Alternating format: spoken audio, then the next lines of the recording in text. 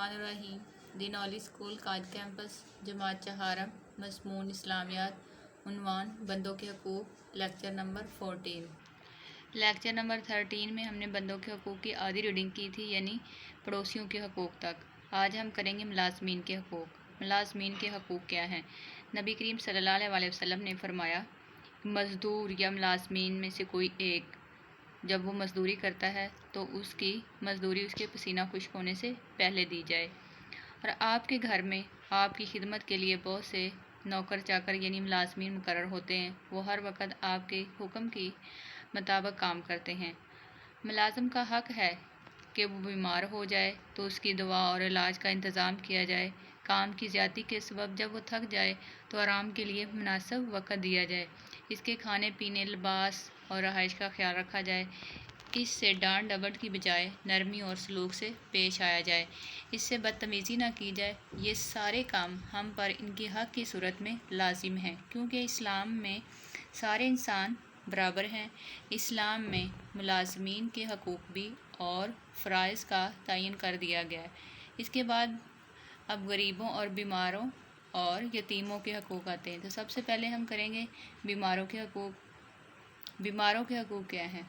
जब इंसान बीमार होता है तो नबी करीम सल्लल्लाहु अलैहि वसल्लम ने फरमाया, जब तुम में से कोई एक बीमार हो जाए तो उसकी तीमारदारी के लिए जाओ, यानी उसकी दिल जोई करो, उसका हाल पूछो। दूसरे नंबर पर गरीबों के हकूक़। गरीबों के हकूक़ क्या हैं? हमारे माशरे में कुछ गरीब ऐसे हैं कि जो किसी से मांगते वक्त यानी हाथ फैलाने के लिए भी वो शर्म महसूस करते हैं, यानी अपनी ज़रूरियात पूरी करने के लिए दूसरों के सामने हाथ नहीं फैलाते। जो हमारे माशरे में मालदार और अमीर लोग हैं, उनको चाहिए कि वो ऐसे लोगों को तलाश करें और उनकी खिदमत करें। यतीमों के हकूक़। यतीमों के हकूक़ क्या है कि जब इंसान कोई बच्चा बच्ची यतीम हो जाता है, उसका माल जो है उसके बड़े चचा ताया के हाथ में होता है और वो उनके रिश्तेदार जो उनका माल खर्च नहीं कर सकते, उसको जितना खर्च करेंगे, जो उसकी आमदनी होगी वो उसको संभाल के रखेंगे। जब वो बड़ा हो जाए तो उसके हवाले कर दिया जाए। अगर जो लोग ऐसा नहीं करते, यतीम के माल को खा जाते हैं, तो उसमें अल्लाह रब्बुल इज़्ज़त ने कुरान मजीद में इरशाद फरमाया है कि वो माल क़यामत वाले दिन पगला के उनके गलों में डाल दिया जाएगा कि ये तुम्हारा सिला जो तुमने यतीम के साथ किया था। हम मेहमान का हक़।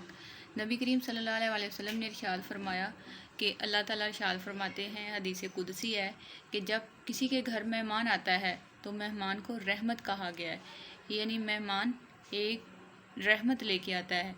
मेहमान की इज़्ज़त एहतराम देना, उसके आराम का ख्याल रखना और इसके सहब हैसियत, इसकी खातर तवाज़ो करना इस्लाम की तालीमात और हम पर मेहमान का हक़ है। याद रखिए कि अच्छी आदतों अखलाक वाले लोगों के घर ही मेहमान आते हैं। जो आला ज़रफ़ लोग होते हैं उनके हम मेहमान ठहरते हैं। वैसे भी अल्लाह ताला की नज़र में वो शख्स बेहतरीन है जो आला अखलाक का मालिक है और आला ज़रफ़ रखता है। इसलिए इस्लाम ने सारे मिशारती असूलों की हकूक़ और फ़राइज़ में इस तरह तकसीम किए हैं कि एक बहुत ही पुरसकून, पुरअमन और अच्छे माहौल का माशरा वजूद में आए, जहाँ सब लोग खुशगवार ज़िंदगी गुजारें। ख़वातीन के हकूक़। ख़वातीन के बहुत से हकूक़ हैं, जैसे कि मियाँ बीवी में उसकी बीवी का हक़, उसकी खुराक का ख्याल करना, उसकी रहाइश का ख्याल करना, जब वो बीमार हो जाए तो उसकी बीमार कुर्सी की जाए और उसकी दवा का ख्याल रखा जाए। इस्लामी तालीमात में औरतों को माशरे के फ़ाल का हिस्सा बनाती हैं, यानी काम करने में वो बराबर हिस्सा रखती हैं, मर्दों के शाना बशाना काम करती हैं।